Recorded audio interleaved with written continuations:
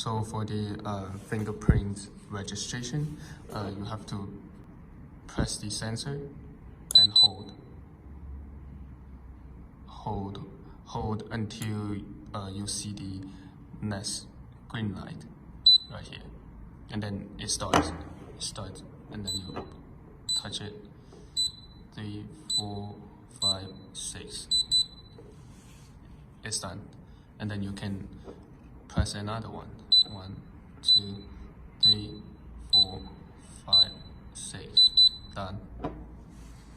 And then if you don't have any fingers to register, just wait until it goes off. Now it works. So with the register one, it can unlock. But for the one that is not registered, see.